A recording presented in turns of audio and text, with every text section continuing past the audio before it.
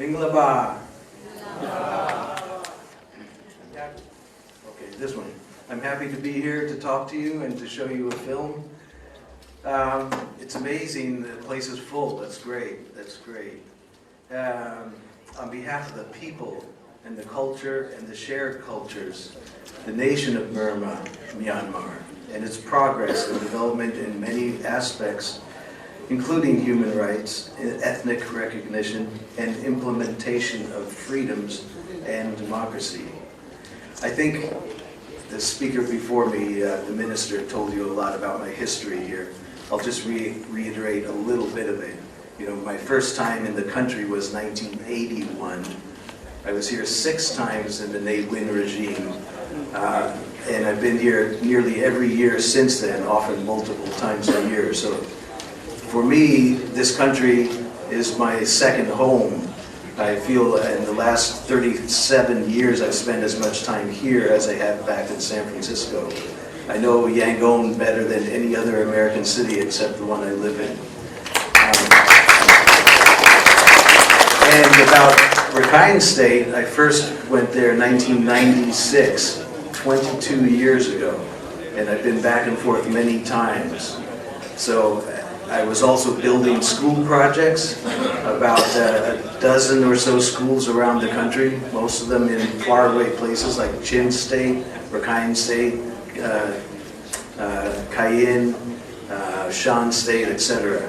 So I've done that. I've done ethnomusicology work. I'm a top ethnomusicologist. The study of world music also involves the study of culture. And the study of culture involves the study of the religions or other aspects of the culture. And that leads to everything, really. So besides that, I was very, very deeply involved in the democracy movement. So for 25 years, I was doing work through the U.S. Embassy, reporting to U.S. Congress people, etc., etc. Okay, enough about that.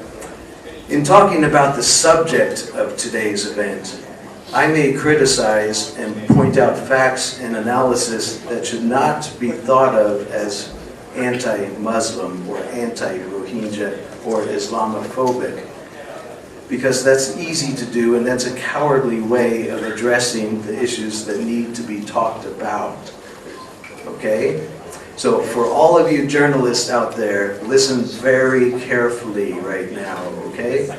Let me say, as I have said before many times, and I've written before, there are many good Muslims in the world. I know that, and you know that. And in this country, there are many good Muslims. They have blended into the dominant culture and are part of the fabric of this nation.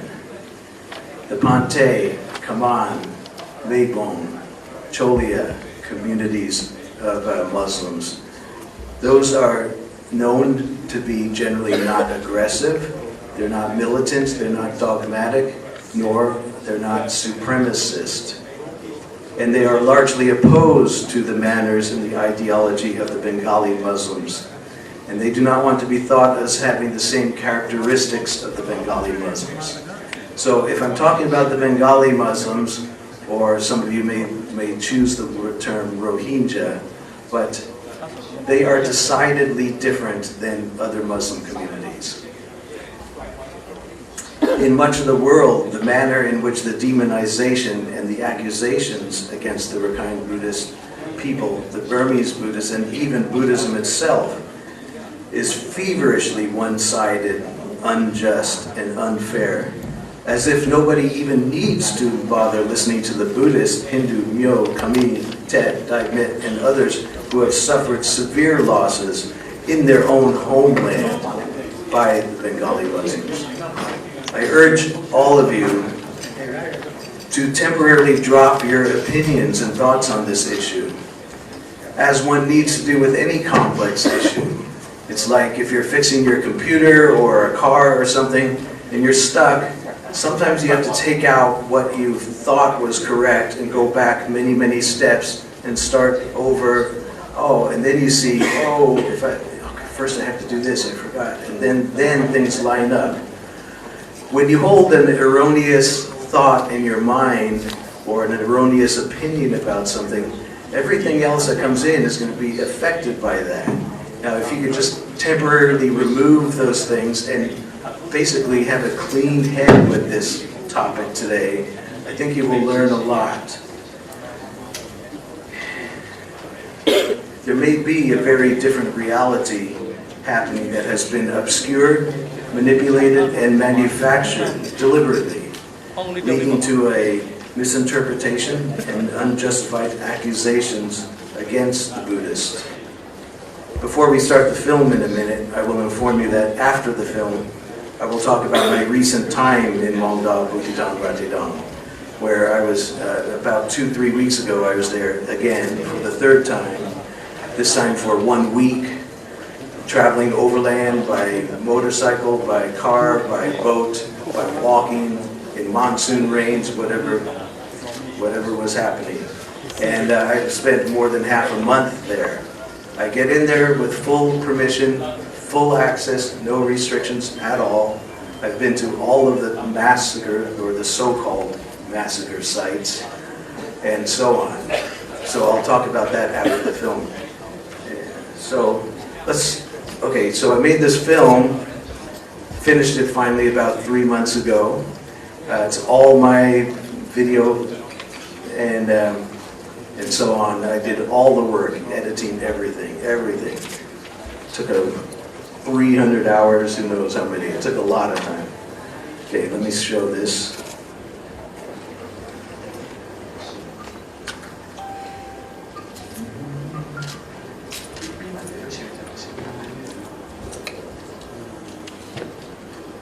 And can we turn down the lights? The camera light, okay. Well, better if the camera lights are not so bright. Okay, is there a way to turn down the main lights in the hall here a bit? Just a bit.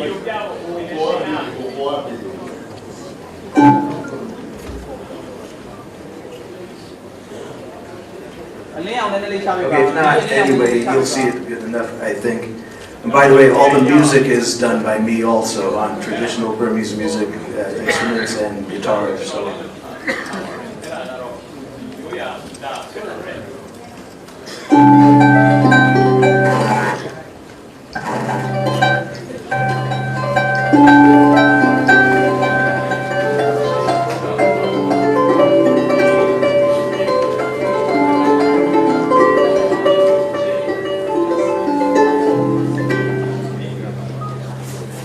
In a historic land known to the west as Arakan, there existed a great and powerful Buddhist kingdom for many, many centuries. Obscured by history and politics, this remote, isolated, and little-known land is now becoming known and recognized. The legacy of Arakan is still very much alive, and the Buddhists of Arakan are proud of their unique culture. However, they are in great danger as encroaching Islamic forces are trying to annihilate them and all other non-Muslims and destroy the deeply rooted indigenous Buddhist culture and even Buddhism itself. The Arakanese in their own homeland for centuries have had to fight off and repel countless attempts by Muslims to destroy them. For 1,400 years, Muslim armies have annihilated every Buddhist culture they encountered in massive genocides from the formerly Buddhist lands of ancient Persia, Afghanistan, Pakistan, Central Asia, and India. 500 years ago, the Muslim genocidal conquest reached the borders of the Buddhist kingdom of Arakan. Muslim armies tried and failed many times to conquer the Arakanese. If ever the Muslims succeed, this unique culture of the world will be gone forever in a massive genocidal ethnic cleansing. A magnificent royal city called Myat-U was the capital of the last dynasty of the powerful and prosperous Buddhist kingdom of Arakan. from 1433 until 1784. 1784 marks the end of the Arakan Empire by the invasion and conquest of the Burmese kingdom of Aba. In 1826, the British annexed Arakan, incorporating it into the British Indian Empire. During World War II, Arakan was the scene of horrific fighting as British and American troops fought ferocious battles to drive the Japanese out. Arakan, as part of the new country of Burma, achieved independence in 1948. The ancient royal capital, Ya'u, with its many Buddhist temples and structures spread over a very large area, constitute one of the largest ruined Buddhist cities in the world and is the heart of the Rakhine Buddhist identity. Portuguese, Dutch, and British writers complimented Ya'u as a city comparable and even greater at that time than Amsterdam, London, and Venice.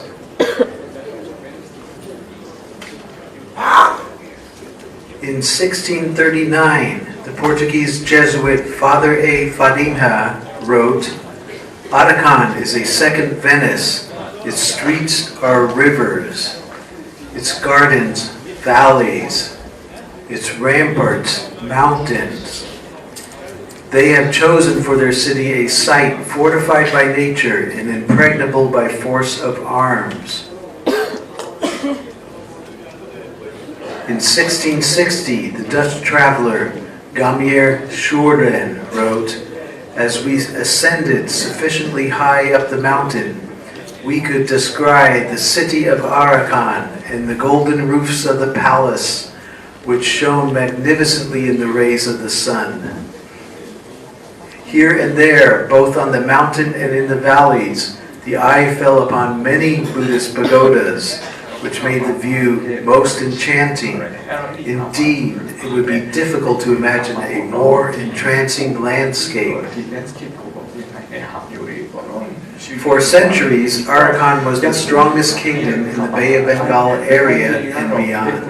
It ruled over vast areas, including Chittagong in present-day Bangladesh, which itself has a history of close to 2,000 years of Vedic, Hindu, and Buddhist empires.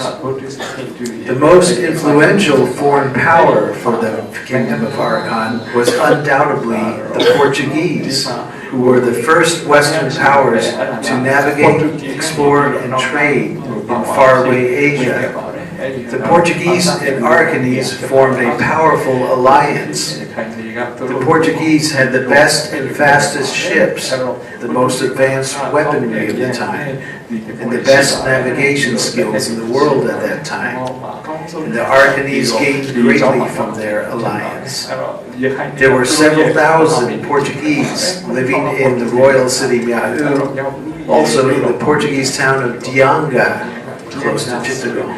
From the 15 to 1700s, Ya'u was at its highest and most prosperous period and was a highly developed world city. The design and layout of Ya'u and its architecture, temples, sculptures were as great or even greater than other grand cities of Asia and Europe, such as Magan, Angkor Wat, Ayutthaya, Prambanan, Lisbon, Venice, Amsterdam, and London. Ya'u had complex defense systems, utilizing the natural hills, streams, and rivers, while incorporating moats, earthen ramparts, walls, and forts to protect the central city and palace.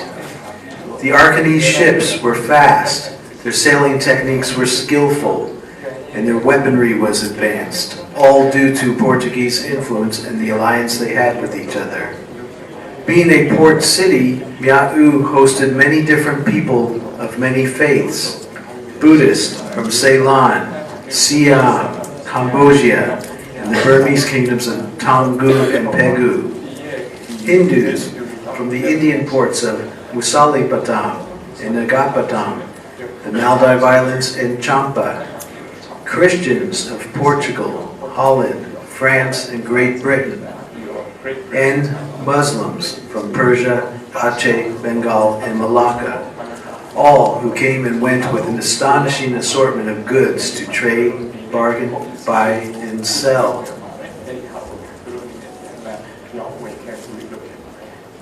The Augustinian friar Sebastian Manrique, who lived in Arakan for 8 years in the early 1600s, described life in the capital of Mia'u.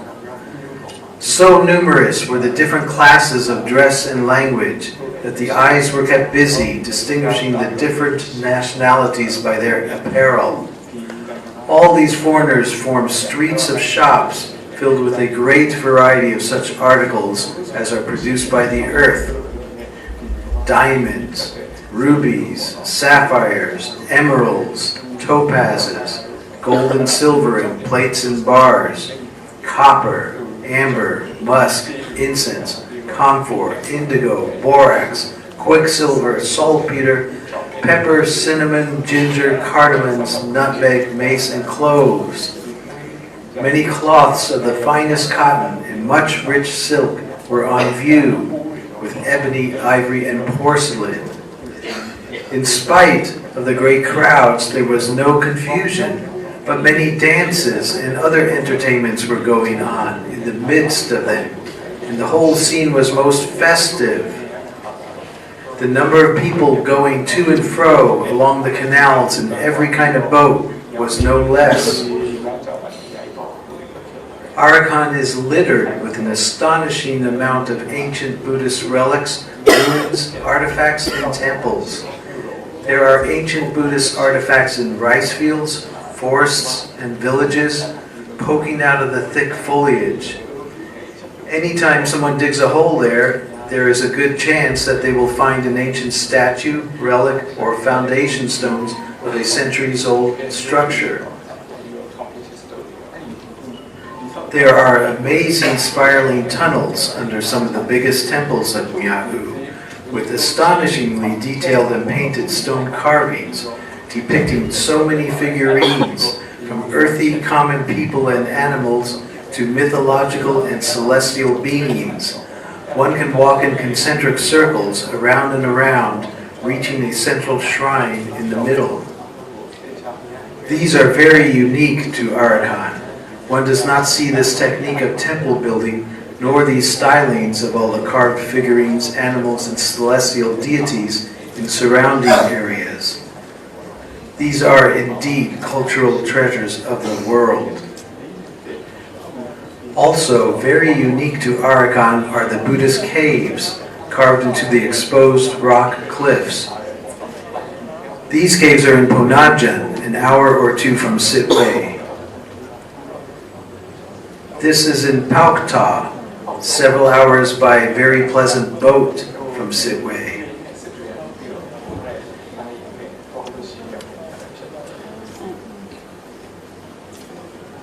This is in southern Rakhine State, near the very pleasant town of Chaupyu. Notice the fascinating figures that are prominent in the folk and mythological lore of the Arakanese.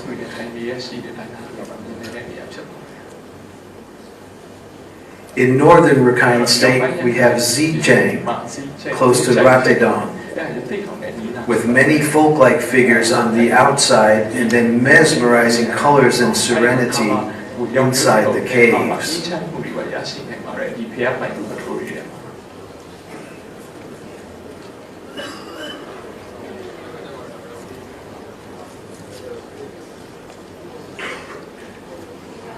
Most magnificent Buddhist caves of Arakan are here in Gudong, also very close to the town of Ratedong in northern Rakhine State.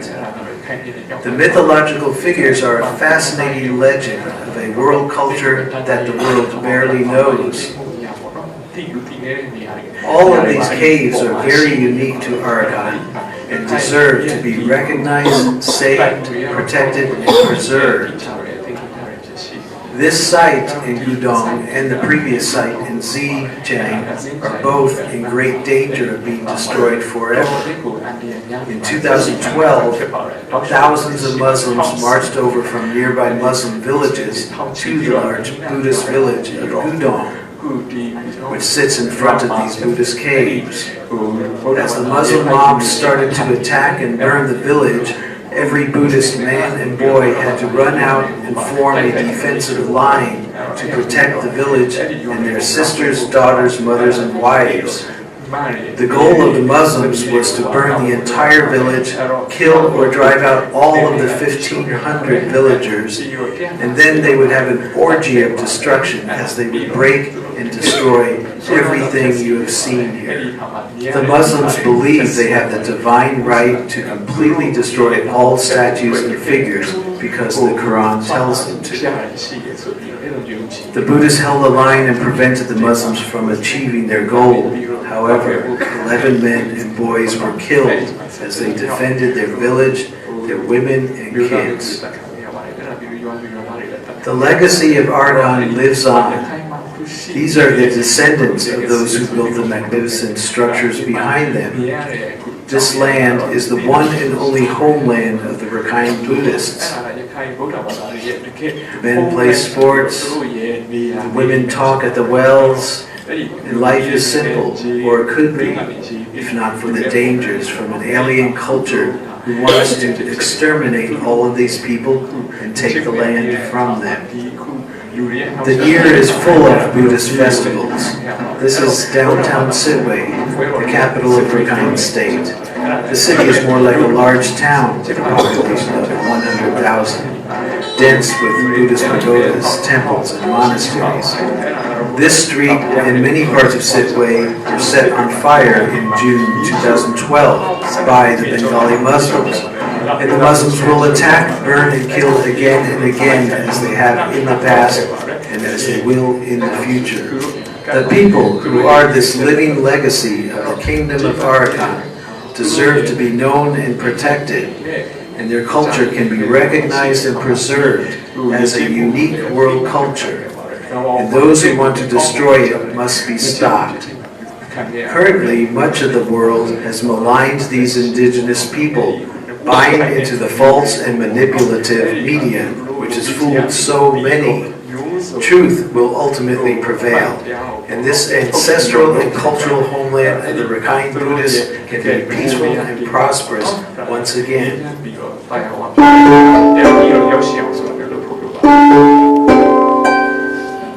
That is part one.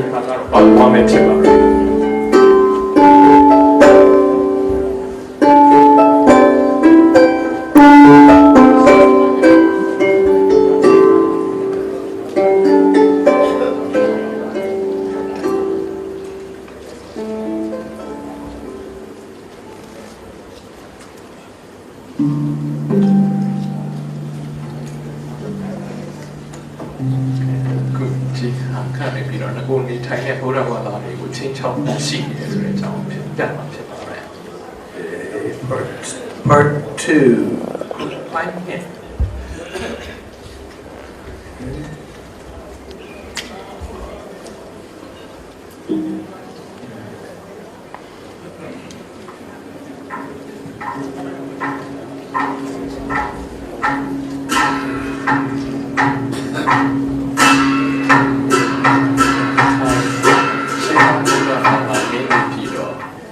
In the early pre-dawn darkness of August 25th, 2017, Bengali Muslim Islamic terrorists launched unprecedented multiple surprise attacks on 50 to 80 targets, about 30 police and army outposts, and dozens of villages populated by Buddhists, Hindus, and ethnic tribal peoples.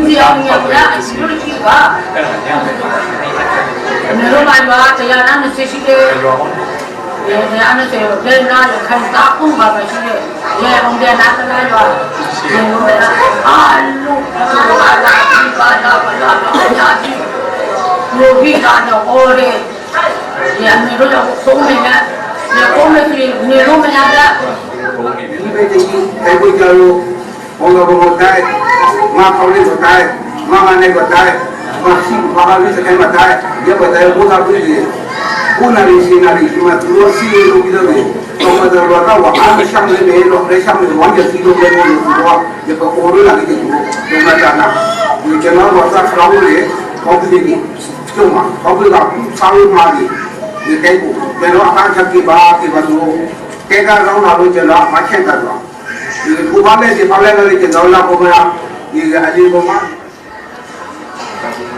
Cái đó là người sao mình bảo vì đó bây giờ nó hiện ra có trong năm kia bán thì bây giờ nó sai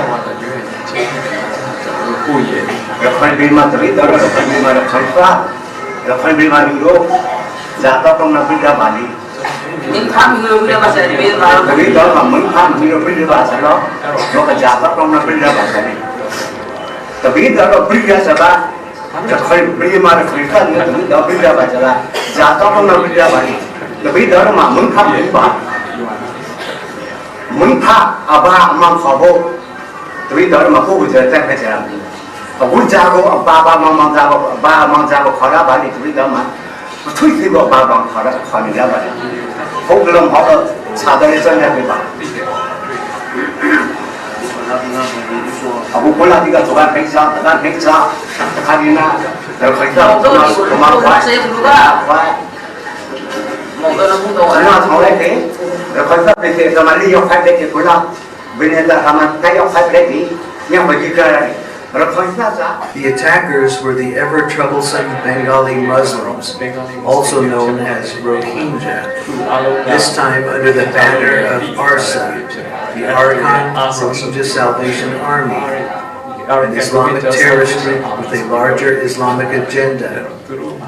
Upon slaughtering the security forces, stealing weapons and much ammo, the squads of Islamic fighters stormed into villages, slashing, killing, and burning, and in some cases gathering terrified villagers, marching them out to pre-dug pits, and savagely executing them until all were dead, dumping the bodies into the mass graves, many of them with tongues and ears cut off and limbs and heads hacked off.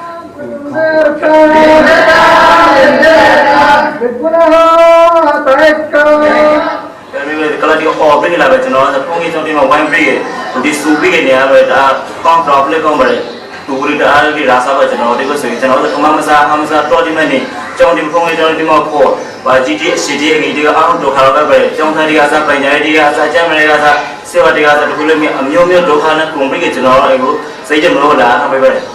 Dengan kita wah, kau nak kita mesti dulu lawan. Kalau orang yang wah, orang lawan ni, nak tengok dulu. Nak tengok, dulu wah, di kau nak kita tengok, tengok dia. Kalau kita tengok kita, mana tu yang jalan di kata dia. Itu boleh juga. Jadi, kalau orang ajar orang ni, kau nak kita mana? Kau nak kau dulu.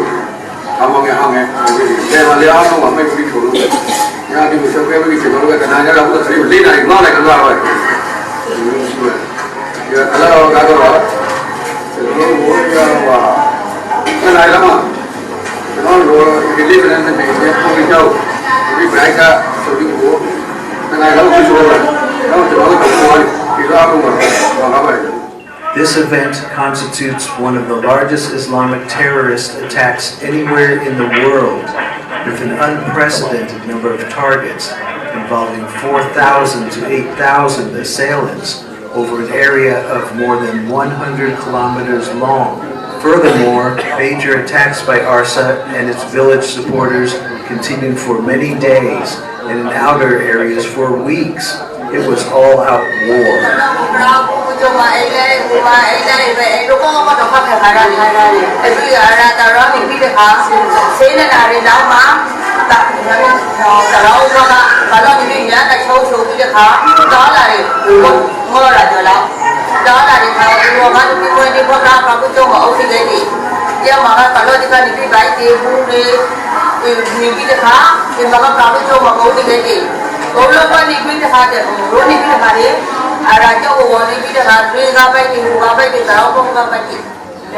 Mai dengan mudah, satu lah kita cakap untuk temen orang ini naik bang, kita mà chỉ để bảo để sao có lại được nên là số là làm không kịp xem nó cứ bật thôi rồi mình nó chọn bằng cái là được chọn cái mình này rồi mình nó rồi mình đi đâu mình rồi cái này vậy cái là được làm nhà rồi cái là được làm nhà rồi làm nhà rồi mình nó làm lên đây vậy là lên mình chỉ phải đúng suy lên đây vậy nhưng tụi mình này rồi sáng mình này rồi tụi mình bằng cái là được sáng cái thao được gì tụi mình này tụi mình rồi hàng nhà gì đó tụi mình rồi bằng cái là này sáng thì cái mà khai này mà tụi mình rồi khai về thế mà nghe mà mày tìm vậy tụi mình bằng cái là này sáng thì cái mà khai này mà giờ tụi mình rồi không có này xin nên cả tụi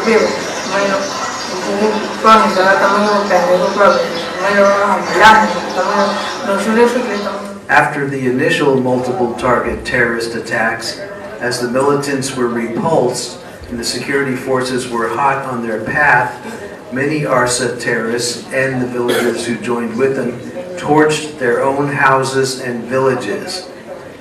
This is best proven by the interrogations of dozens of captured militants who gave great detail in describing who ordered them to burn the homes and villages and exactly how they carried it out.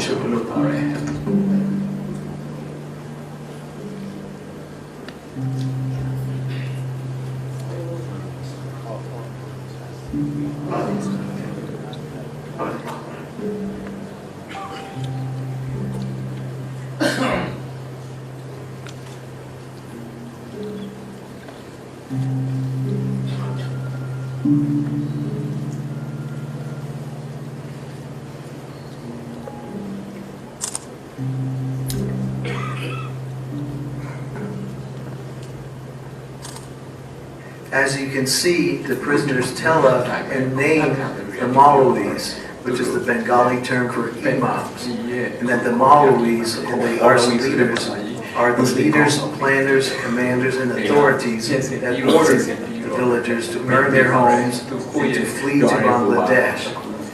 They also threatened Bengali villagers who wanted to stay that ARSA militants would come back and cut their heads off.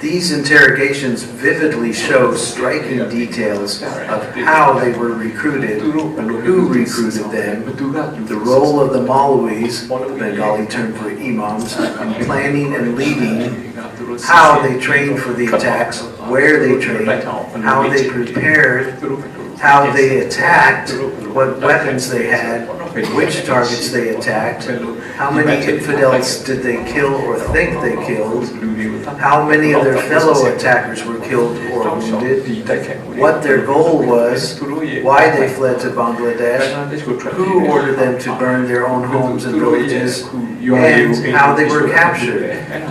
As well, they constantly named others who participated in these savage attacks and may not yet be captured. These documents also showcase the incredible amount of violence and death threats in their own inherently violent culture.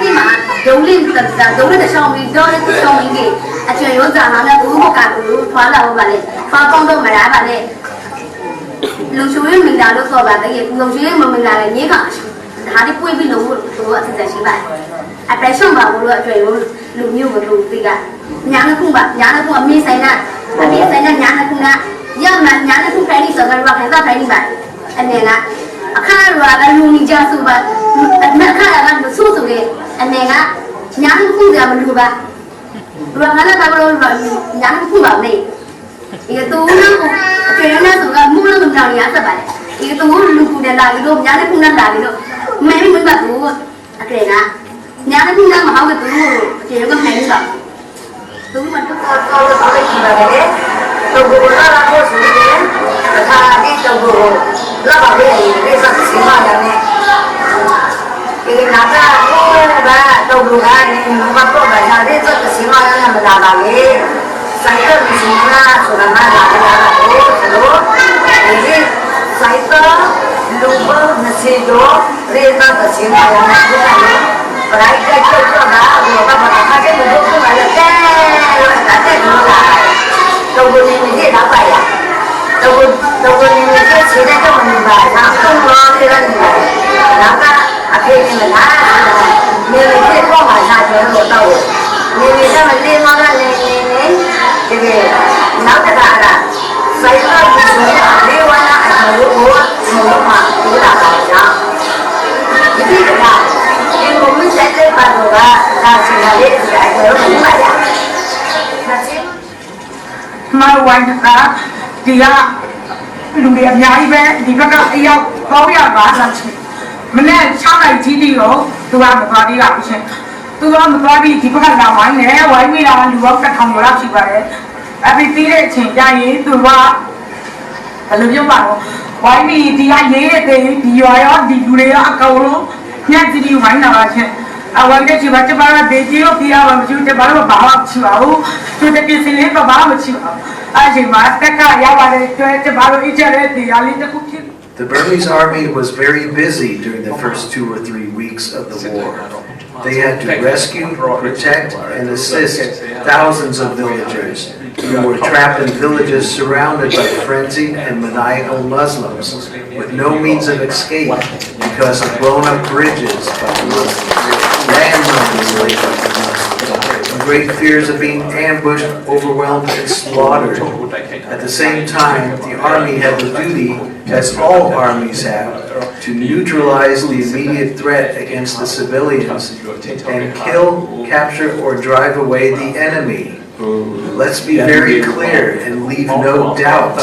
The Bengali Muslims, also known as Rohingya, made themselves the enemy, not only by launching Asia's largest terrorist attacks in history against the government, security forces, and civilians, but also by systematically planning to actualize a genocidal goal of ethnic cleansing of all non-Muslims, seizing the land and declaring it an autonomous Islamic state. If they had succeeded, it would be an extremist apartheid state ruled by Islamic Sharia law, where women would be veiled, sequestered, and abused, gays would be killed, there would be no infidels among them, and it would be a land of no progress, no development, no multiculturalism, and no diversity. Besides the dominant culture of the Rakhine Buddhists, the Hindu minority was savagely attacked. In one instance alone, about 100 Hindus were corralled and marched out of the cluster of villages in Kamangse, where they were tortured, executed, and dumped into the pre-dug mass graves. ဒီပဲကျွန်တော်ရွှေစက်တွေပေါ်မှာဈေးလိုက်ပြီးဆိုတော့လာပြီးဝိုင်းလို့ပြေတော့ပါရဲ့ကျွန်တော်ဒီလိုလိုလာကြဈေးမအောင်ပါလေဒီကျွန်တော်ရမှုကိုစီးကြပါလေပို့ပြီးရဲ့အဲဒီနောက်တာပြီးမှမာရီကိုမလာပါအဲဒီကိုမလာဆိုရင်ကျွန်တော်ကနေပြီးရဲ့ site ကိုစနေတော့လာကြပါလေဇာနေတော့အဲဒီကိုပဲဆိုရင်တော့ခဏလောက်ပိုင်းဆက်ရှယ်လာပြီးမှာနော်ပြာစေလာပိုင်းစေလာပိုင်းအဘိဓိရချက်ကနေပြီးကျွန်တော်တို့မှာအခုမှကလူချူလည်းမရှိပါကျွန်တော်တို့ကပုံမလာဘူးဆိုပြီးလေအကပိပိုင်နေပါလေကိုပုံမလေးပေါ်လာပုံမလေးပေါ်လာဒီပဲပဲနေပါဒီနောက်ဆုံးမှာကအခုကျွန်တော်တို့မီတာသူကအမဇာပဲလာနေဆိုပြီးကျွန်တော်တို့ရဲ့ပုံကြီးတောင်းတဲ့ကိုသူတို့လာပြီးပြစီပါတယ်အမသူတို့ဝါရဲတော့အဲဒီအမလာလေးရှိဖို့ကအဲဒီအမလာလေးရှိဆိုင်ပြီးအင်ဂျီဘာဒီမှာဝင်ပြီးပဲပေါ်လာတဲ့သူတွေကမှရှိစပါတယ်သူတို့ဒီ PC ကြောင်းကိုလို့လာပါတယ်အဲဒီတက်တာရှိစရာဆိုတဲ့ပေါ်လို့လာပါတယ်ကျွန်တော်တို့မိသားစုတွေကဆေးရောအခုလာရှိကျွန်တော်တို့ကျွန်တော်တို့ဒီကိုအခုလို့တေးပလက်မှာပေါ်လို့ဒီပေါ်ချင်မှထည့်ပလက်ပါတယ်အခုသူတို့ Setalalo uli masawa Hindu bangsa pululalo metela di balik dulu.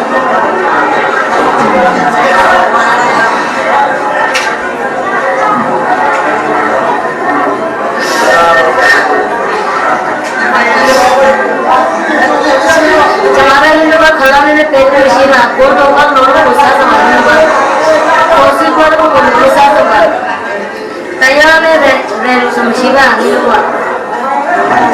Ada cara pendidikan kalau mencari kemarin itu tidak boleh marah pun. Kita masih itu kan bukan nama itu kali dulu. Itu rasih mana marah di sini biasa dulu marah dulu. Nabi dah video ini juga makanya nyala dulu. Kenapa mata marah? Kenapa marah dulu? Sasa kaya sen jamu semua. Jadi asal ini kan masa di kami kerana motor sugi nolok punya mata tu manusia ni, malu manusia tu. Kepada kau, kau ni nama dia. Dulu banyak macam kau ni nama kau. Dulu kan suara apa? Panas, hujan. Kalau macam ni, kau di bawah tu, kau beri panas hujan. Yang banyak kau ni. Tapi kau nama dia sendiri. Kau pilih mana? Bahasa orang hujan, mau di mana? Ibu sendiri, malu pada dia, orang mau mana? Segi lain saya kau suka. Memang tiap yang jadi tu yang kali tu yang permasalahan apa cilaman, nasional pun ini ni. Ada ni tu jima tapi dah Muslim kalau tu yang tapi dah. Nabi cenderung ani nama jima nya sudah luas ya. Ayah sudah sih tapi ya, kau tapi apa? Kau kalau biro, kau apa sih baru? The tribal ethnicities that are also indigenous to this land are in great danger of extermination as their small numbers are whacked down by the murderous Bengali Muslims.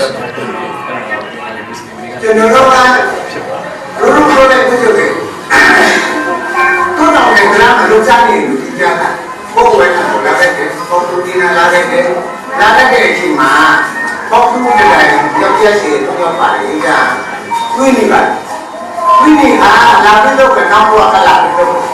Bangling ni lalu tidak sekolah kan? Kulurwa sampai mungkin nak senja baik. Apa temu dulu? Apa malah ni baik? Kerana nung ni, kerana sekolah ni ramah senja lagi tak kau.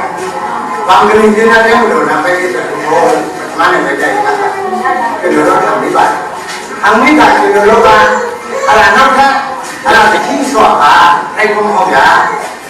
Utamanya ini lalu kau ikan ini suka. Kedua lagi pakai apa? Ini mau jadi baik. Mungkin apa yang benar sudah. Kalau di kau ni, siapa orang pun saya benar, saya betul pun saya. Iwan itu, dokter mau kerja di hospital di dalam tu, orang mati, naik. Ane tu ibu sini tu jauh lagi dari tempat lalu kira ane ama kau pun tu tapi jual tidak saya jual kena mati ni tapi jual saya jual kena mati ni ada lo tapi atau yang tapi namanya sini lo kau balik tapi lalu jauh kio matua yang lalu sini ini balik ada pun sini dia seperti kalau kat dia gila yang ada pun sini dia seperti orang kat dia tidak sakit ada mungkin saya tong sini nak sini ni tapi lo sini ada lo nak Jawa lo tapi lo nak Jawa lo sakit ada tahu mungkin makanya lo sini ni saya juga pengen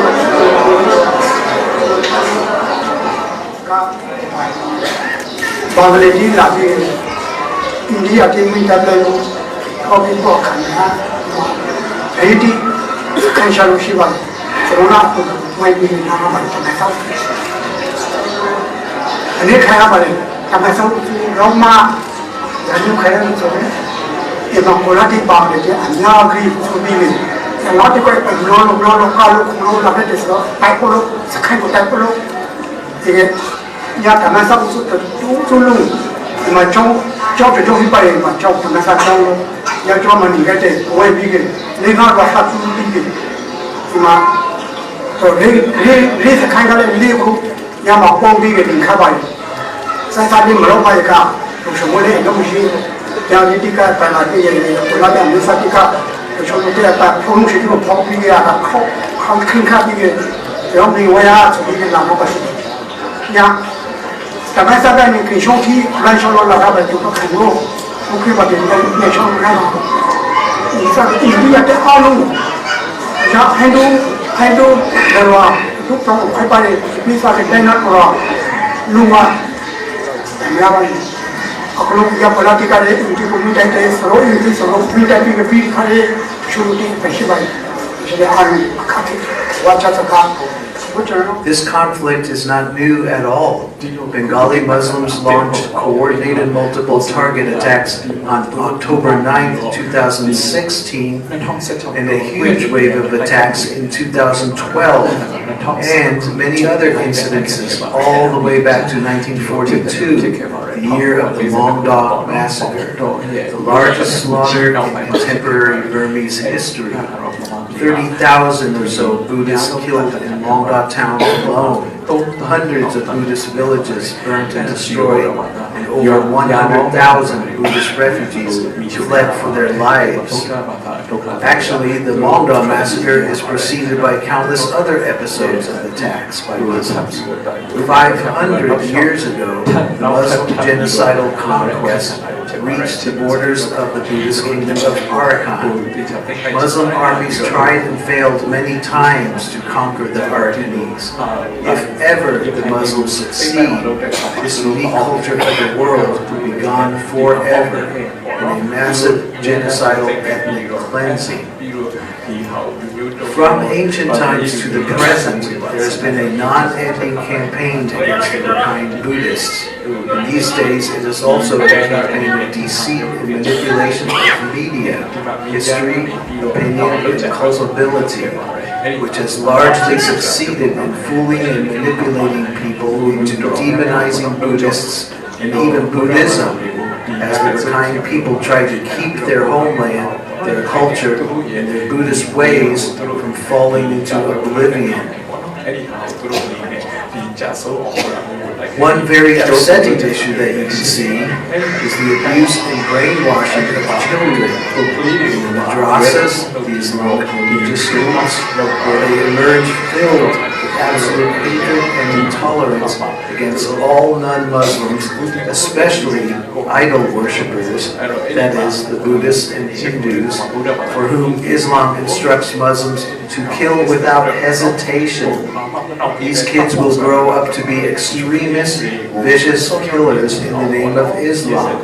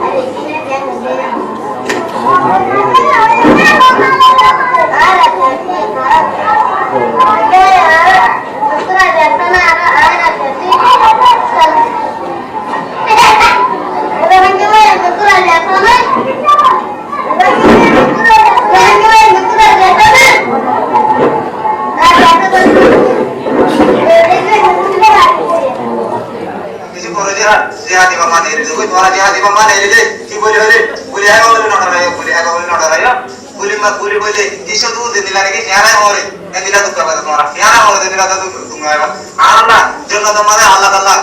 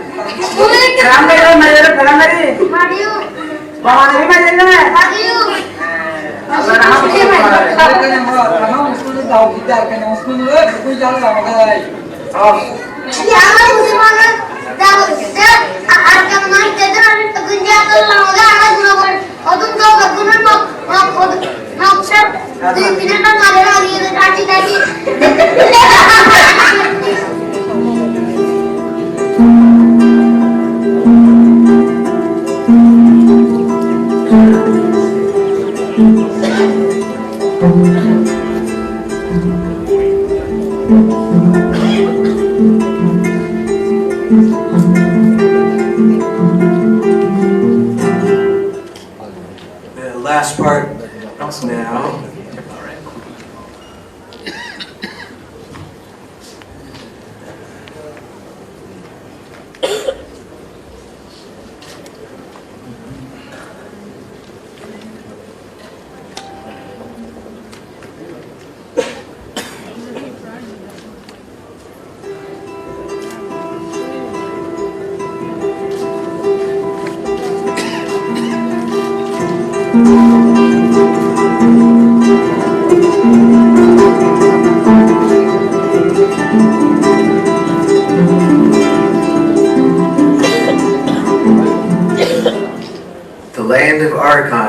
Buddhist for close to 2,000 years. The land is saturated with Buddhism, and the faith is reflected everywhere.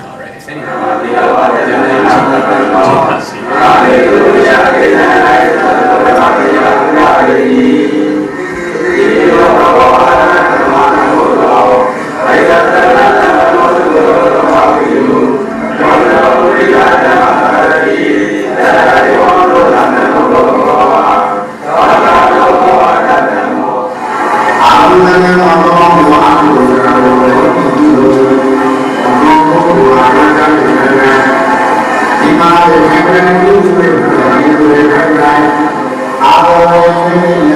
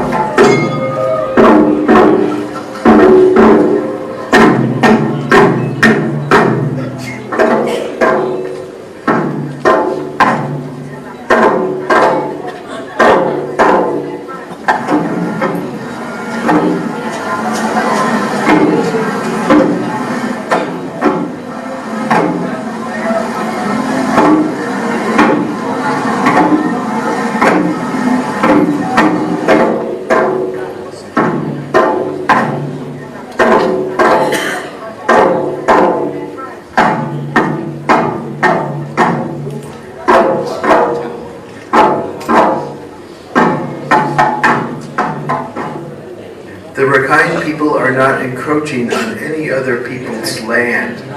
They live with harmony and respect with Hindus, Christians, animist tribal people, and others.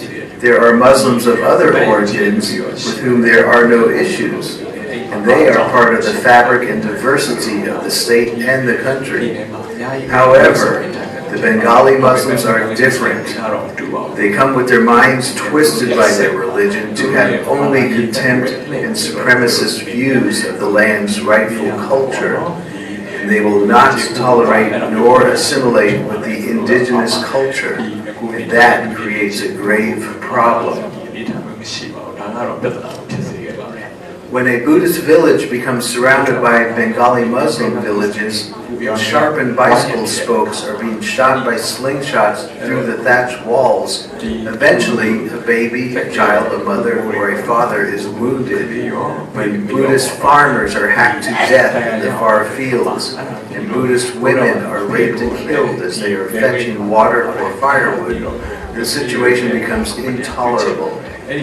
When the neighboring Buddhist villages set afire, and Bengali men and boys are hacking people to death while shouting in Bengali, "Cut the heads off the Buddhist infidels," when the Buddhist temples are attacked, and the statues of Buddha have their heads cut off, and Buddhist monks have to fight for the first time in their lives because they are being attacked and killed, the Buddhist men must do whatever it takes to stop the violence against them, their families, their villages, and their culture.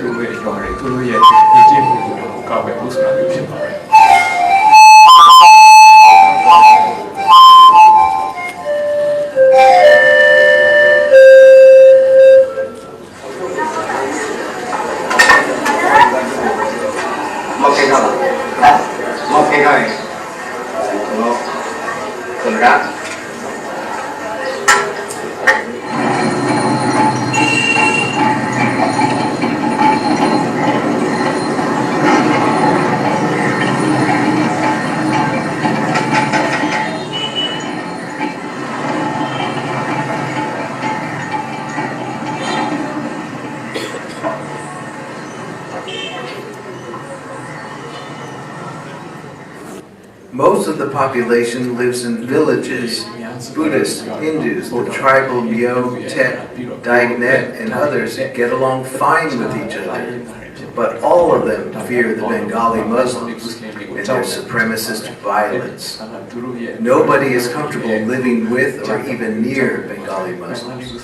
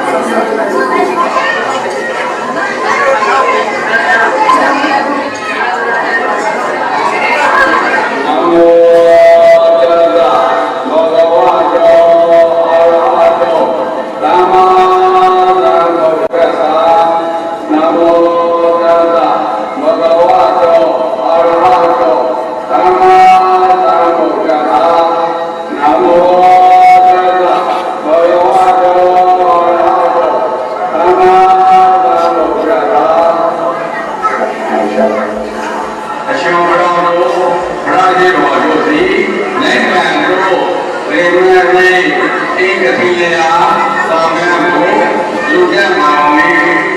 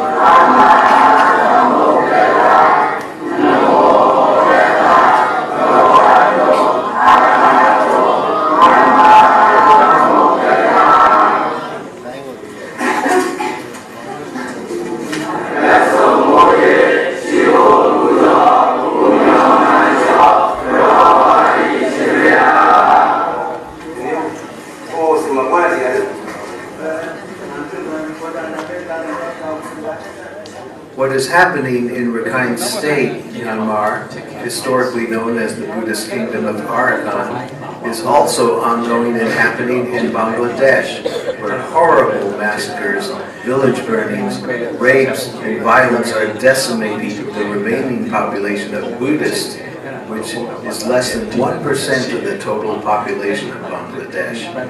On the western border of Bangladesh, India has built the longest fence in the world to keep out the Bengali Muslims, who were swarming into India, killing, burning, and stealing land.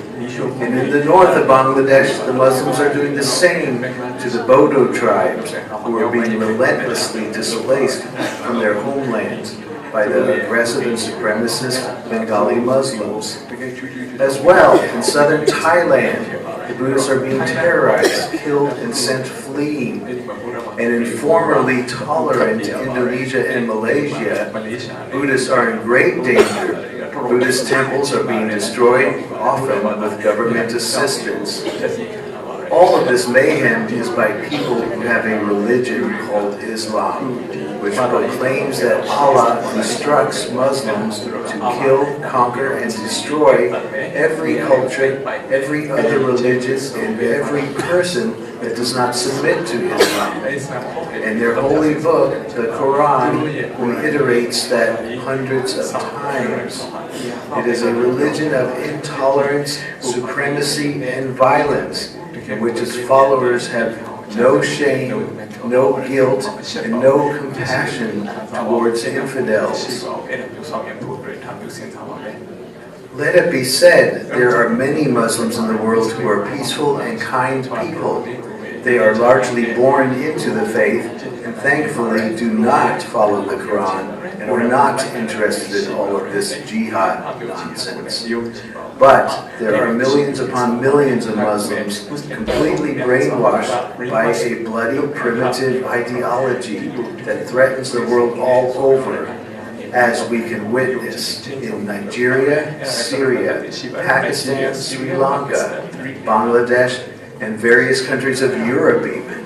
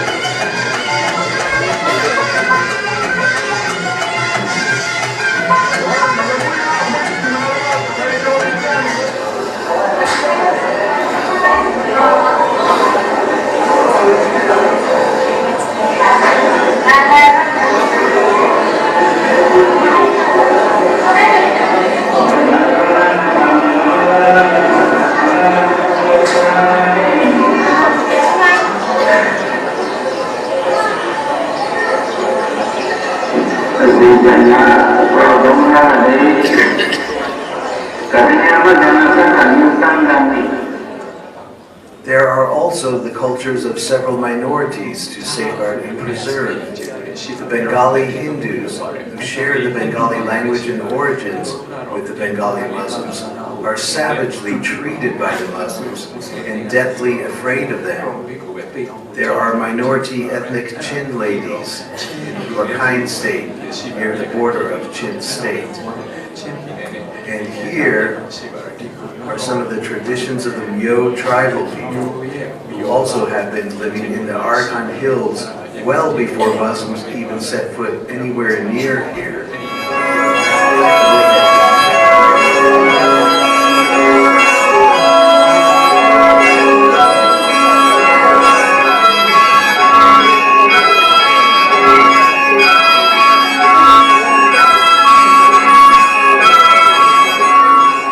Much of the world has been misled and fooled by a relentless barrage of manipulative and demonizing and outright false media, which has suffocated the voices, fears, and concerns of so many victims, such as the Rakhine Buddhist people.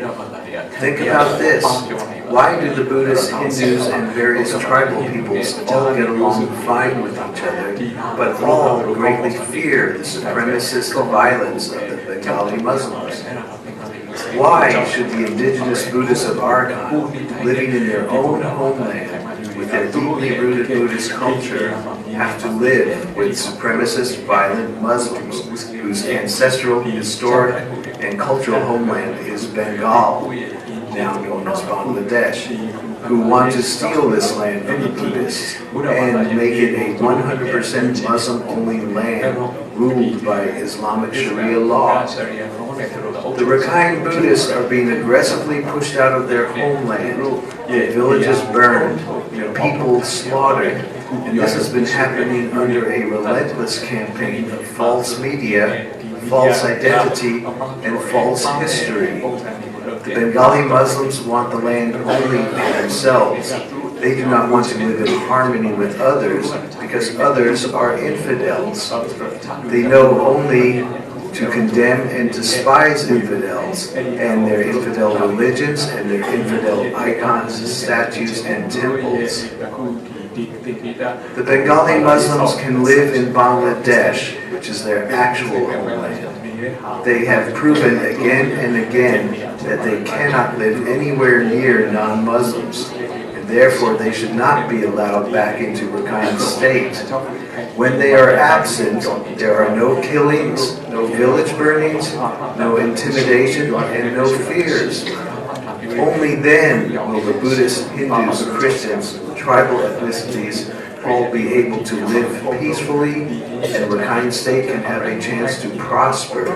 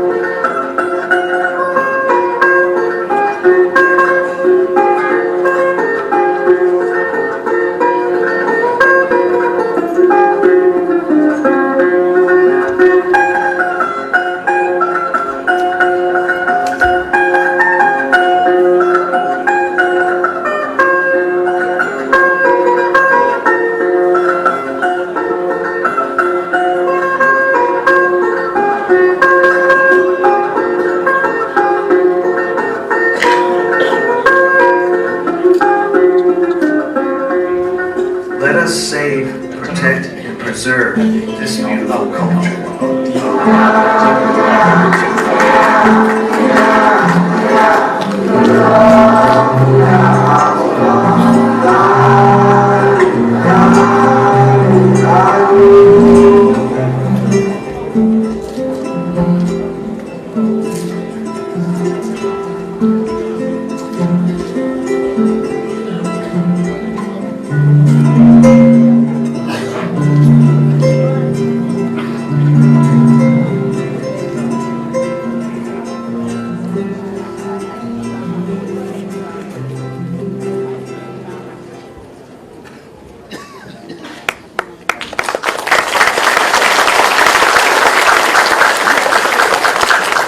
Thank you very much. Yeah, I like it too. Okay, we could turn the lights up a bit.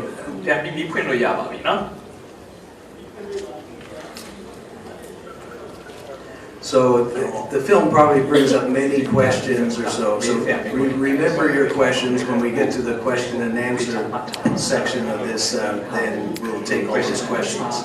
I always like that part. But so let me tell you a bit about my last trip there. First time I was in Mongol, Batidong was in September last year, just 3 weeks after the attacks. I came here quickly and I got in with no restrictions at the time. The second time I was there was January this year. Again, same thing, no restrictions. And I know many of the other journalists out there are wondering why do they give me permission and nobody else? And it's not the conspiracy theories or nothing like that. It's pretty simple. Have any of the journalists ever done anything positive for Rakhine Buddhist people? I don't think so. But I have, and it's very easy to show. People know that. I've built schools in places here. I've interacted quite a lot in positive ways. And they trust me. I'm not aligned with the army or something like that, like, typical frontier or something. Article will say, oh yes, the Tatamada linked or something like that. It's silly and crazy. After all, I spent 25 years working against the military regime here to bring democracy, to help start democracy here. But on that note, I don't think at all that the army has done the atrocities that it's accused of. And that's easy to demonstrate in many, many ways.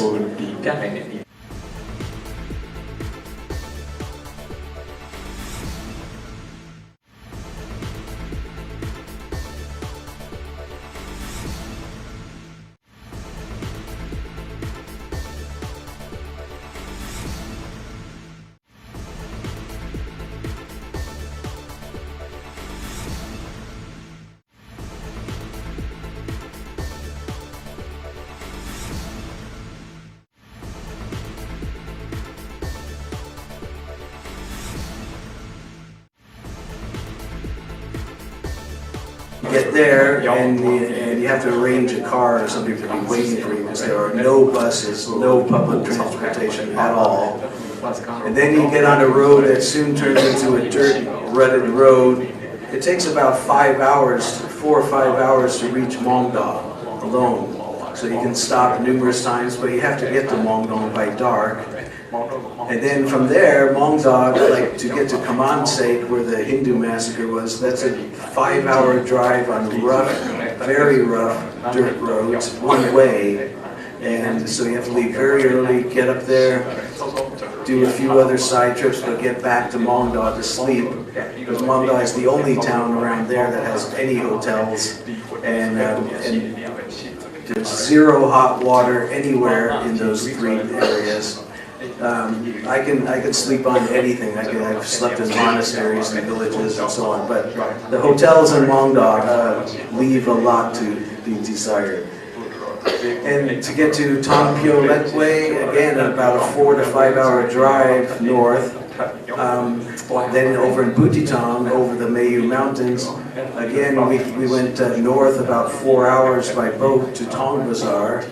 And then from Butitong south, another day we went south several hours by vehicle to the area of Gudarpian. Gudarpian is one village where the Bengalis claim there was a massacre. I went to all of those places, and I've already written papers about each one, proving that the massacre story is made up, with very definitive proof. Let me talk a bit about Gudarpian. So Gudarpian came into the news around January this year, when all of a sudden some photos of bodies with blackened face, some of them laying poking out of the ground a bit. These dead body photos showed up, and it was said, newly discovered photos show another massacre site by the Burmese army. Well, very quickly one could see that it was totally misleading, because those blackened faces were not blackened by acid, as the perpetrators said it was. They were simply wearing the black masks that all of the Arsa people were wearing at the time. They were shot as they were trying to kill everyone in the police post or the village that they were attacking. So they have their black mask on, and that's, it was accused that the stupid reporter, I don't even remember his name, said, the Burmese army troops are carrying acid with them, and then pouring it on the faces of people they killed to erase their identity. And, many people who are ignorant might kind of believe that, but immediately I said, what the heck? First of all, pouring acid on a face does not make it smooth and black like a black mask would, with a mouth hole and 2 eye holes right there, like a mask has. Ridiculous. The other thing is, if they had the intent to erase the identity, well, DNA can come from a toe, your elbow, a finger, your nose, anywhere. So that does not erase identity in any respect. But the main thing is, when you read a story like that, you have to say to yourself, well, has any army ever carried acid around with them? I don't think so. I've never heard that anywhere in history. Besides, how would you carry acid like that? Would you carry it in a paper cup in your pocket? Of course not. If you carry it in a glass container? Well, no, because if you fall or something that breaks, you are going to be the one burned to death right there. Are you going to put it in a classic water bottle? No, because acid would eat that. So how are you going to transport this acid that is so strong? Only some kind of very specialized container can do that, some kind of metal container, because you don't want any possibility, if one was carrying acid, you don't want any possibility of it spilling on you when you open it. So there's, by claiming that, it was totally ridiculous. Then I did a reverse photo search on Google. It's something I learned about. You can actually enter a photo in certain programs, and it will find the first time that photo was posted on the internet. Well then, that brought up something new, because all of this news was coming out in January this year. So it brought up that the first time the photo was posted was August 30th last year, a few days after the big attacks. And that's, of course, when it did happen. But more interesting than that, who was it posted to? Fortify Rights. I have an image of the Twitter post of those photos to Fortify Rights and other people like that. So they saw the photos as early as August 30th last year. Of course they did nothing about it, because it clearly shows that those are terrorist bodies with their black masks and black clothes on that are the ones killed there. Now then, I also went to all of the prisoner interviews that I have. And I've made a big database of all the figures in there. So I look down and I find that there's 5 prisoner interviews from that little area right there.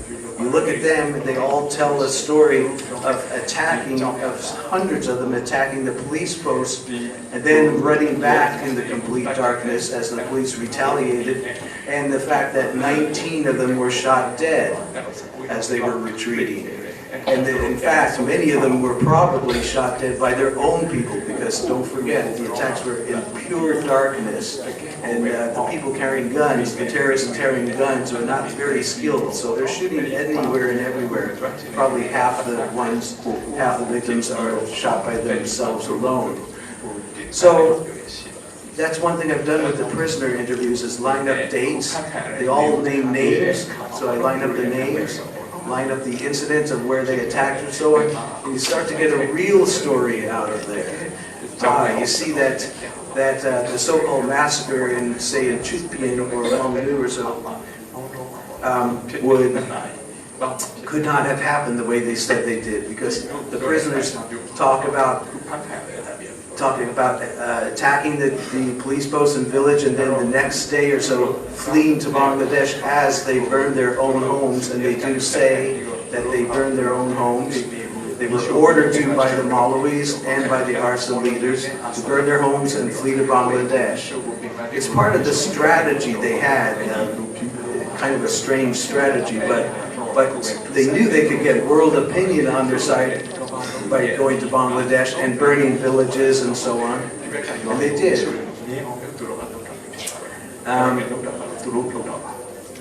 We also went to near Chutpien, which is took another like 5-hour, 2 different boat rides or so, in monsoon rains that never stopped that day. Oh, we were hoping it would stop. The soaked from head to toe nearly all day long. The only thing dry was my camera bag. That was the one thing you had to keep dry. I did 77 new interviews there that I have to process with Rakhine Buddhists, with Hindus, Muslims, about 10 interviews with Muslims, and I'll tell you about some of them. Very interesting. With Myo ethnicity, Tet, Diagnet, Khmer, basically everyone there is. 77 new interviews for me to process, and I have hundreds of pages of new prisoner interrogations to go through. They're being translated now, and they will all come out at a certain point fairly soon. Aside from that, I have a lot of other information, audio files from even the leader of Arsa. He didn't know, probably most of you didn't know, that his phone was tapped a few days before the big attacks last year. His phone number was found on a captured militant, and so we have some audio files of him speaking with Pakistan generals, speaking with ISIS leader in Syria or Iraq, and so many incriminating things. So that's being processed, checked, rechecked, and rechecked again, details and facts and so on. The times that I've been in Manda Butitan, every day seems like a week long. You know, we get up early, we're out getting around, interviewing, hiking. At some villages we like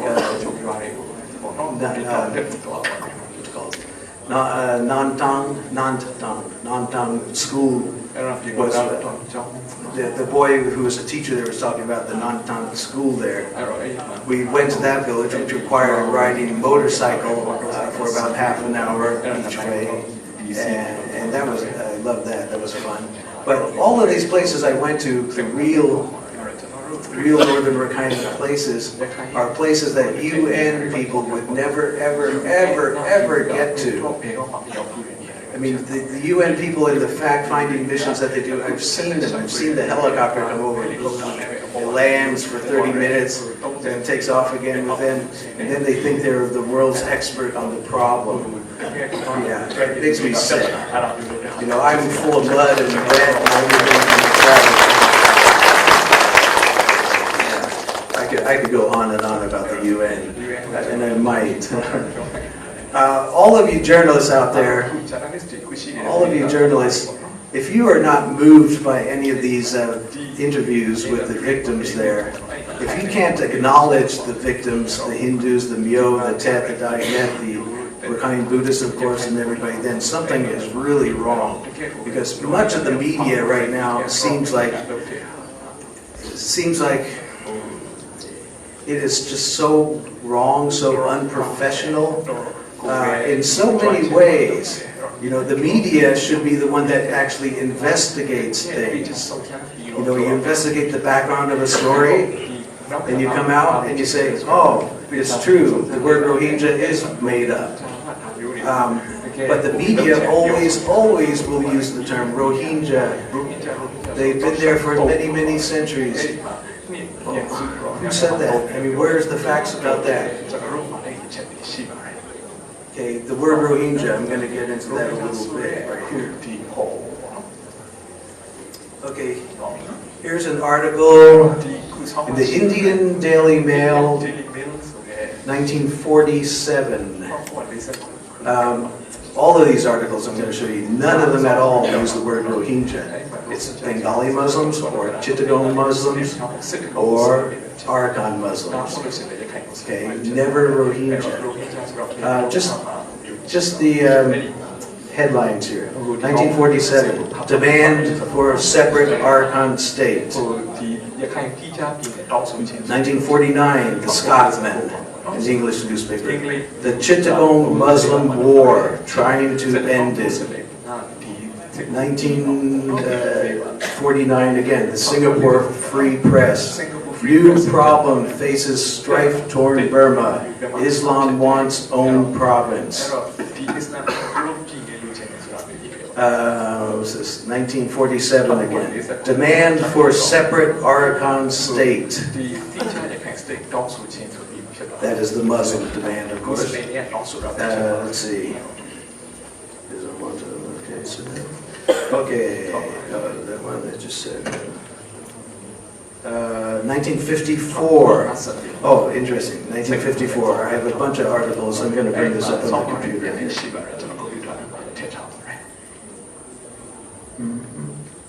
Oh, we'll forget it. Forget the computer. But 1954. There's 3 good articles about fighting the Mujahideen. You know, the Muslims named themselves the Mujahideen. They took that Arabic word for holy warrior.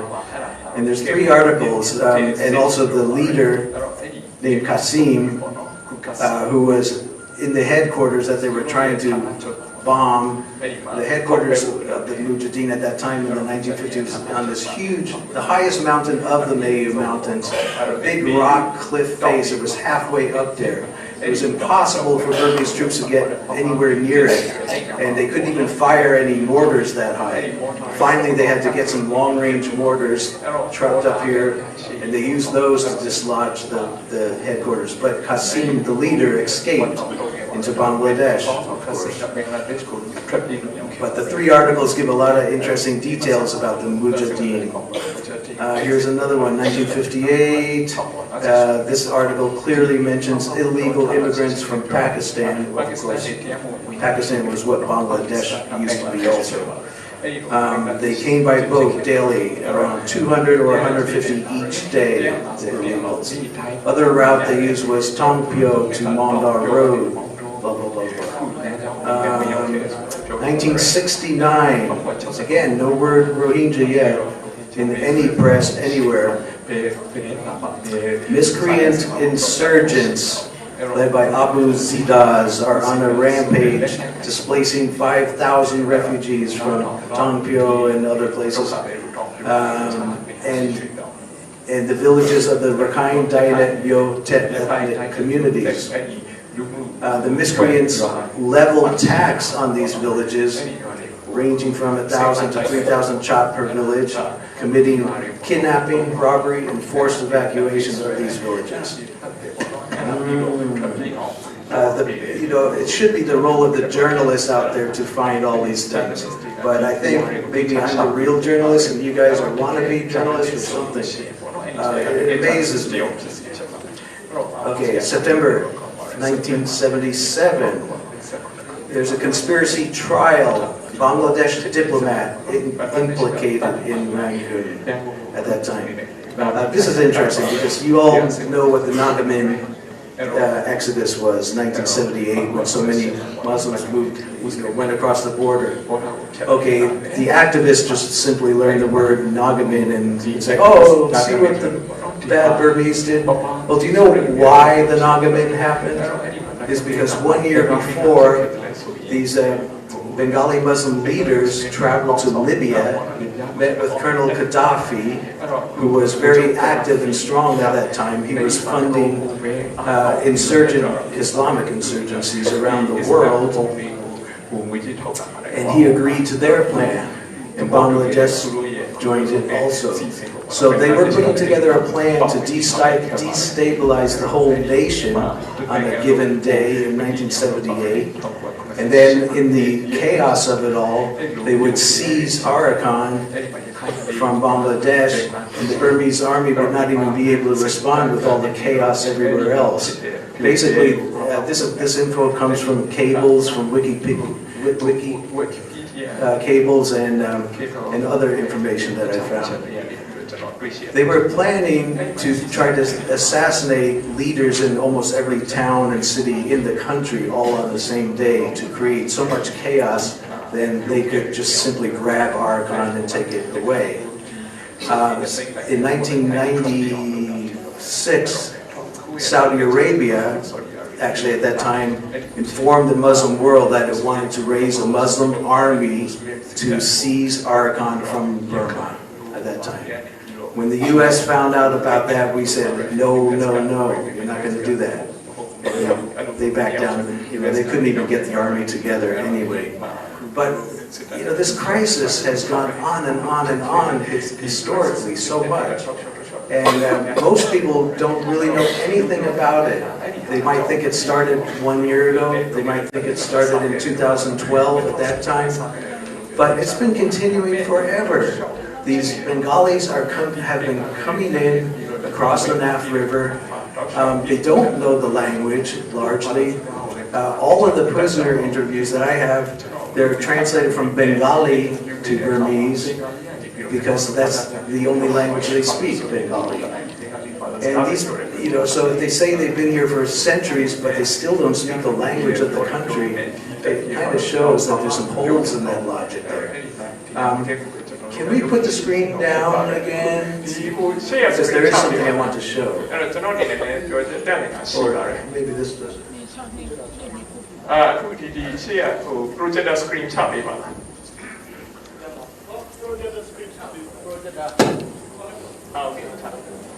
Okay, it's now. Okay, good. Okay, so I'm going to show you a little bit of film, like a minute or two of some brainwashing techniques that Al Jazeera uses. Al Jazeera ကသုံးတဲ့ဟာ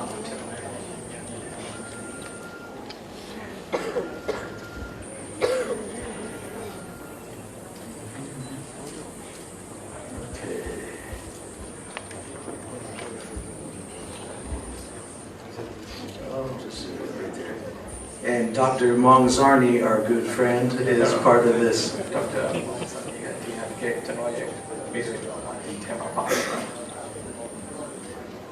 Okay, so just watch this very carefully for a minute.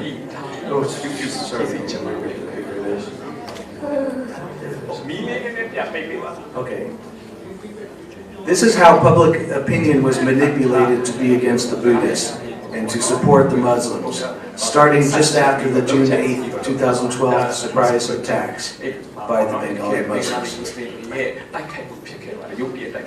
Productions like this, Al Jazeera's special report, use subliminal methods and collaborating guests to shape public opinion. So what I mean, what you're going to see in a minute, is something that almost everybody on earth would not recognize, but I saw what was happening and I slowed the film down very much. I'll show you what's happening. And it was these kinds of things in several media. The first reports from 2012, the first reports convinced people to have an opinion. And that when you have a first opinion in your mind about something, you tend to keep that there and bounce everything else off of it.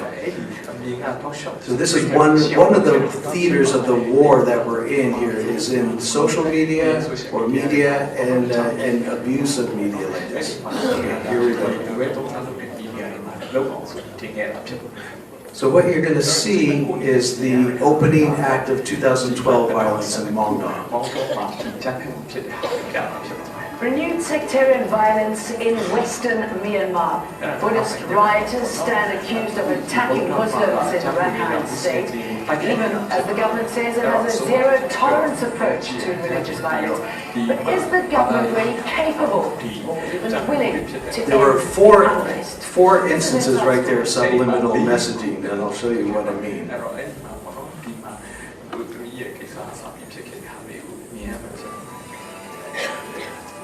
Renewed sectarian violence in western Myanmar.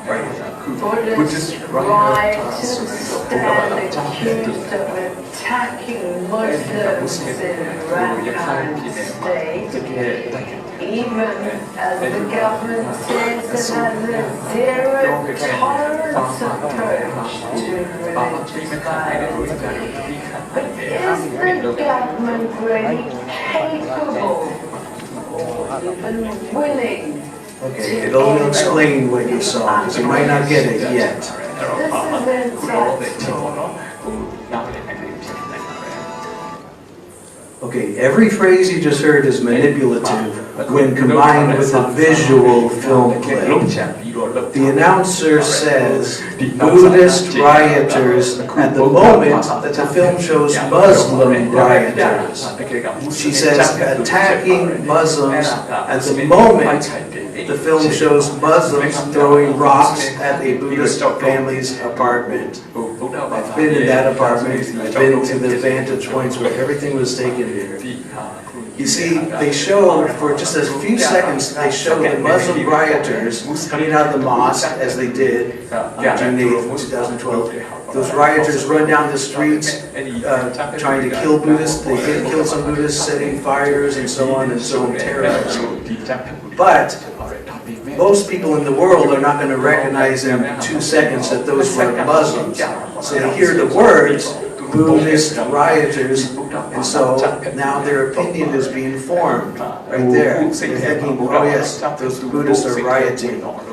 Then just a second after that, there's Buddhists in the apartment. The Bengalis are throwing rocks at the window. You hear one break here. But at that moment, she says, attacking Muslims. She says, and so it's all backwards. The next thing is that she says a zero-tolerance approach, but it shows the Buddhist monks walking there, not the Muslims. Okay, we're going to continue it a little bit. This is extremely deliberate. The announcer says, the government says it has a zero-tolerance approach to religious violence, but the film is showing Buddhist monks who are protesting because of the Islamic violence. It's backwards again. Notice that the clips of the mobs and the rock throwers are extremely short, so that you don't have enough time to recognize them. But I know that those are Muslims, or many of you would know because of the white hats and so on. You can see that. But the average person is not really going to know that. Now, Dr. Zarni comes in. Here, I go through it one more time. So now, this time, really watch. Renewed sectarian violence in western Myanmar. Buddhist rioters stand accused of attacking Muslims in Rakhine State, even as the government says it has a zero-tolerance approach to religious violence. Is the government really capable or even willing to end the unrest? This is inside story. Now, Zarni, he knows, but he does not say anything about it. Okay, if you listened only to the audio or saw only the visual, it would not have the same effect. But together, with the extremely short video clips, a person will assume that the visual was true to the audio. And just as I showed you, it is not. In other words, when you're watching something and hearing in English or Burmese or your language, what you are hearing, you assume is what is happening there. But if it's reversed, you're going to pay more attention to what you're hearing, actually.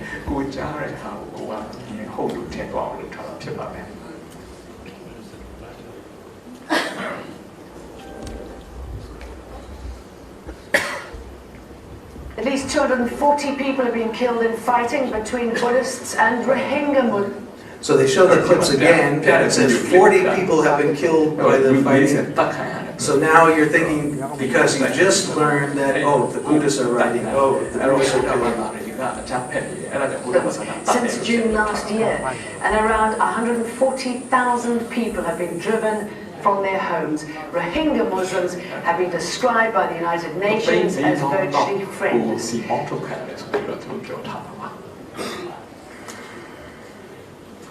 Did you notice how very short those video clips were?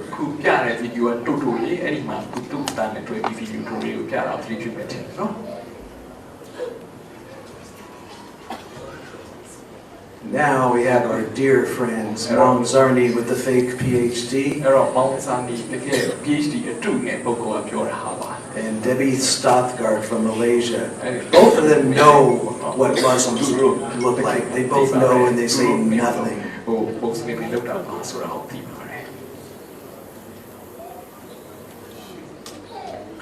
So they're both complicit in the subliminal brainwashing here.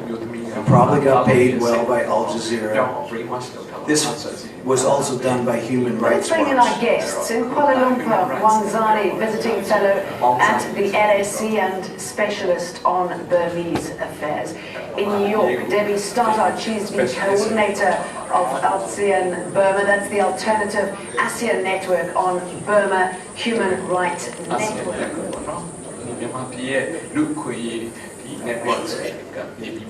So they know what's happening there.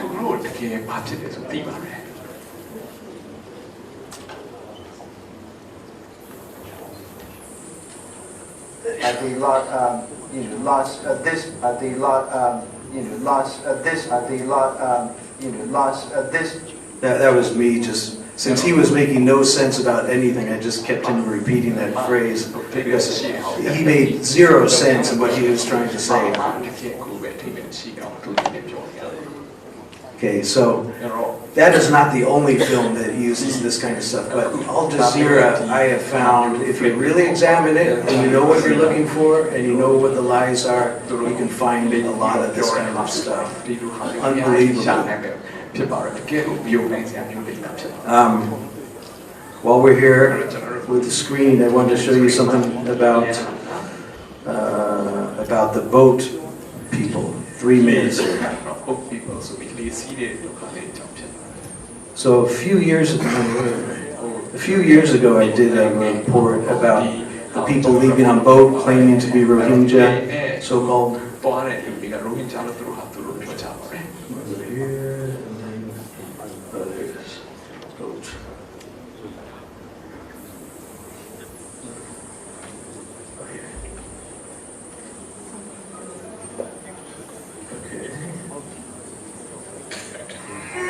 Muslims learn how to be a fake Rohingya.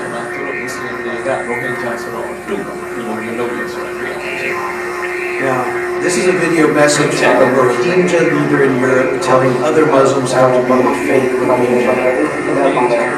I intercepted these videos and had them translated from Bengali, and I was astonished when I found it.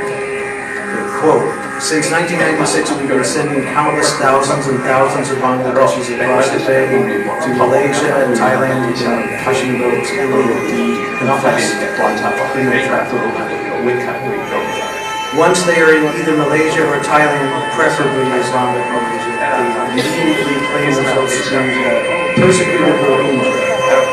They ask for refugee status, သူတို့လည်းဒီရှာမှာ and the ဒုက္ခသည် gullible တောင်းဆိုပါ UNHCR UNHCR will easily recognize them as legitimate Rohingya refugees and quickly issue them refugee identity cards. ဒုက္ခသည်ဖြစ်တည်မှတ်ပြုပေးတဲ့ And that was true years ago. If you can pretend to be a Rohingya, you had very quick asylum and could wind up in a country like Canada, New Zealand, or ကိုယ်က something. ကနေဒါနယူးဇီလန်ဒီစိုက်ရေးတွေလို့ဒီနိုင်ငံရေး But most of them are not. ကိုယ်ကနေခဲ့တယ် Anything you were calling about the college. So he's talking about the media. These are the media that we control, he says. And our partner, he says, our partner. So Muslims from Bangladesh, India, and Pakistan can become fake Rohingya because of the lenient asylum policies in many of the Western countries. ကိုလုံးဝင့်ပေါ်တော့ policy Yeah, but if they tried to get in being Bangladeshi or Pakistani, no, they cannot. So there is the way to pretend to be. Boatloads of fake Rohingya refugees are being caught and captured by naval and coastal officials of Bangladesh, Burma, Thailand, and နေရောဒီမှာအဲ့တော့ပေါ်တော့အဲ့ဒါကိုရေးလိုက်တယ်အဲ့ဒီတော့ဖတ်တာလို့ရှိတယ်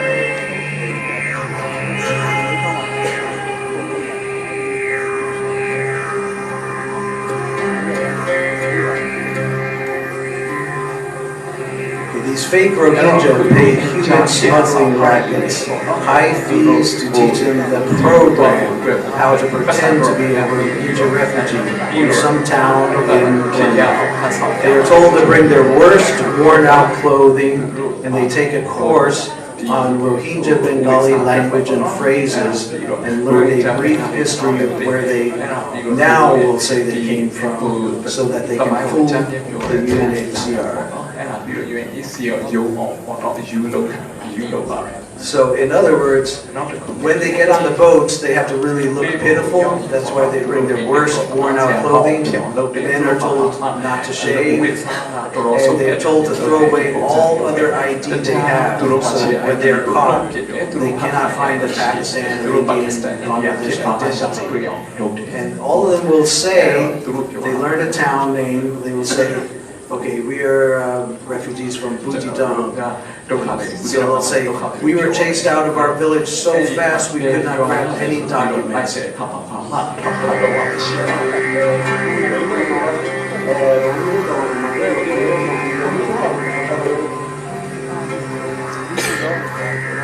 So this is the course in Rohingya. A couple words that are kind of unique to Chittagonian accent as opposed to other Bengali accents.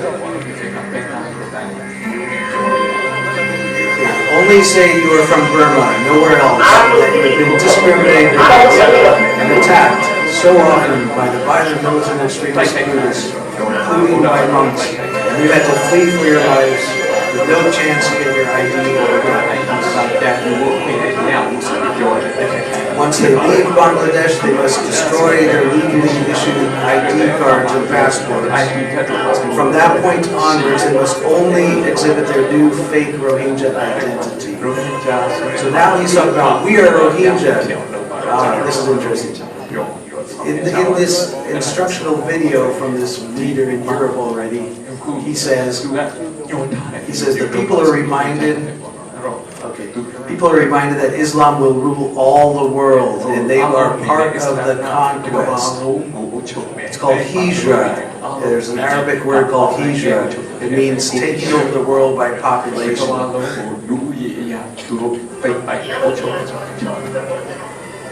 The spread of Islam. This is in their video. I did not put this in their video. This is how they looked at it. Now he talks about Bali in Indonesia, because Bali is not Muslim. It's one island that's a Hindu. For example, Bali is one island in Muslim Indonesia that is not Muslim yet.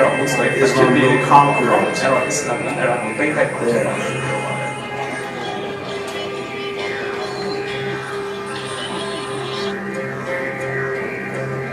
Don't forget you're a Hindu, so you have to look pitiful. And then, of course, he's a businessman, so he's saying you could buy life insurance from him too. ဝအမှန်တရားရှိတော့အဲ့ဒီညမှာလည်းဆိုတာမျိုးပဲသူတို့ပြောပါတယ် So the amount of scams and so on is just incredible here. Okay, we're going to move on in the program and do the next part.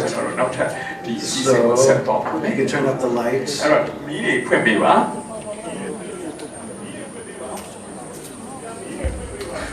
And I believe Dr. Achan is going to talk. ဒေါက်တာအင်းချမ်းနေပြီးတော့ဆက်လက်ပြီးတော့ပြောကြမှာပဲဖြစ်ပါတယ်